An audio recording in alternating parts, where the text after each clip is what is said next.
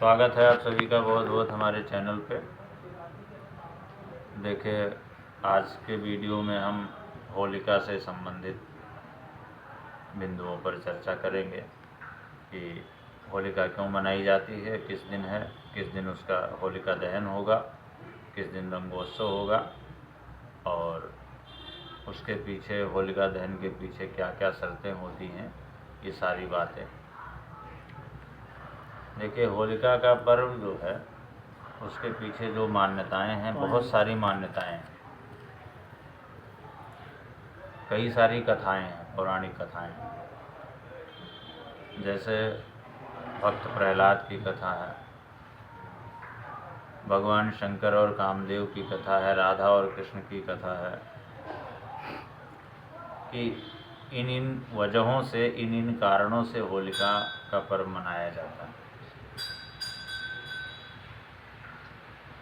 भगवान शिव जो है तपस्या में लीन थे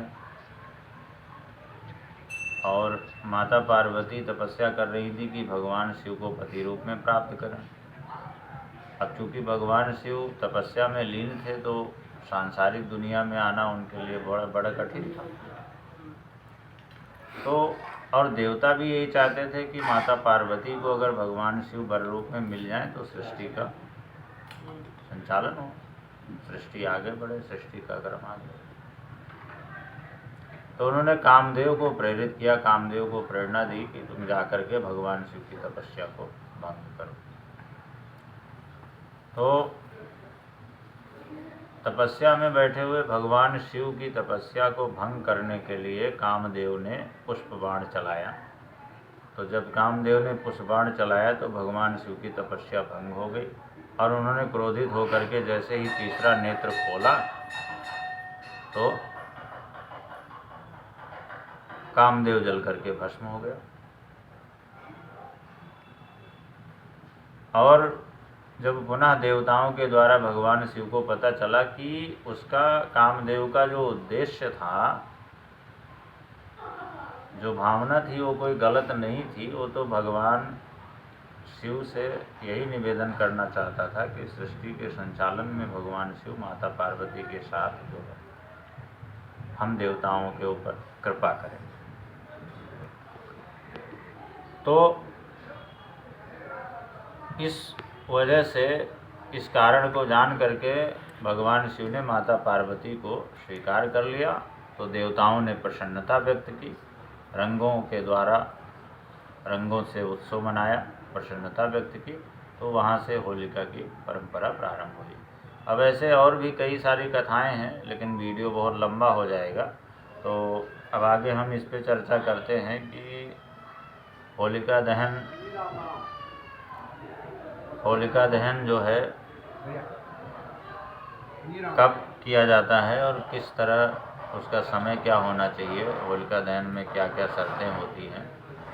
तो होलिका दहन में 3 शर्तें होती हैं। एक तो रात्रि का समय हो, पूर्णिमा तिथि हो और भद्रा बीत चुकी हो, यानी भद्रा ना हो।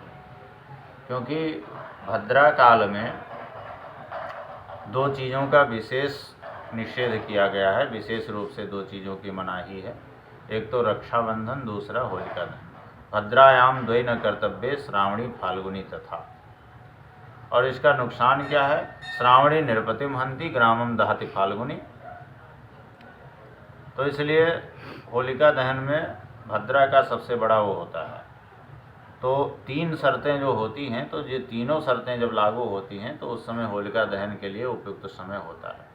इस बार जो होलिका दहन का जो समय है वो 13 मार्च को है, क्योंकि 13 मार्च को भद्रा पूर्णिमा तिथि जो प्रारंभ होगी, प्रातः 10:35 पर पूर्णिमा तिथि प्रारंभ हो जाएगी और अगले दिन यानी 14 मार्च को लगभग 12:25 पर पूर्णिमा तिथि समाप्त हो जाएगी। तो चूँकि प्रदोष व्यापिनी पूर्णिमा 13 मार्च को है और जो भद्रा की समय अवधि है, भद्रा भी प्रातः जैसे पूर्णिमा प्रारंभ होने के साथ में ही लगभग 10:35 पर भद्रा भी साथ ही पूर्णिमा के साथ ही प्रारंभ हो जाएगी। लेकिन भद्रा जो है रात्रि में 11:30 पर लगभग समाप्त हो जाएगी। तो इसलिए तीनों शर्तों को देखते हुए 13 मार्च 2025 को जो होलिका दहन का जो समय होगा वो 11:30 से 12:30 के मध्य का सबसे उपयुक्त समय होगा,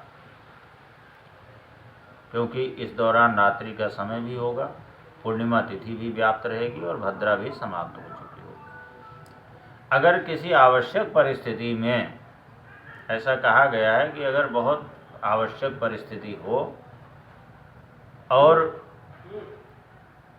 तो भद्रा मुख काल को त्याग करके भद्रा पुच्छ काल में होलिका दहन किया जा सकता है।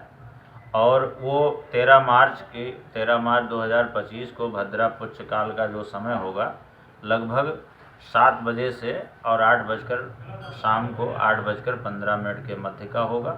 अगर बहुत आवश्यक परिस्थिति है तो उस दौरान जो है इन सवा घंटे के समयावधि के दौरान लगभग 7 बजे से लेकर के और 8:15 के मध्य रात्रि के समय होलिका दहन किया जा सकता है, लेकिन वो आवश्यक परिस्थिति में ही करना उचित होगा।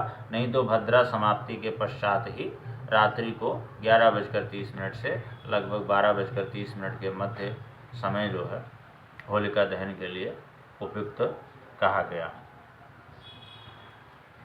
और इसके अलावा जो है अब देखिए भद्रा क्या है, भद्रा में क्यों नहीं होलिका दहन करना चाहिए, ये भी प्रश्न होता है।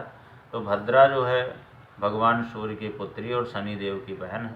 ब्रह्मा जी के द्वारा इसका वरदान प्राप्त है कि तुम्हारे समयावधि में यानी भद्रा काल में जो भी कोई कार्य करेगा वो कार्य नष्ट हो जाएगा, यही उसको ब्रह्मा जी से वरदान मिला। इसलिए भद्रा काल में होलिका दहन विशेष रूप से नहीं करना चाहिए। और भी बहुत सारे कार्य वर्जित हैं, लेकिन उसमें वर्गीकरण किया गया है कि अलग अलग राशियों पर भद्रा जो है अलग अलग लोकों में रहती है, 3 लोकों में निवास करती है।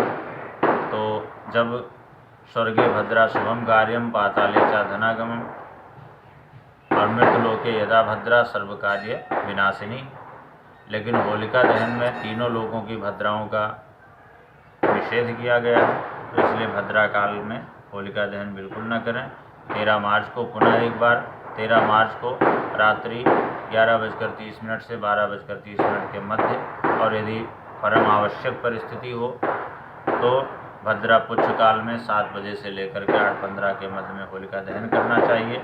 और होलिका दहन के पश्चात जैसे दिन में उसकी पूजा भी की जाती है, तो पूजा करने के लिए जैसे रोली, अक्षत, नारियल, सुपारी, पान, नाना प्रकार के व्यंजन आदि लेकर के, कच्चा सूत्र लेकर के उसको 1 लोटा जल चढ़ाएं, रोली अक्षत चढ़ाएं, धूप दीप करें।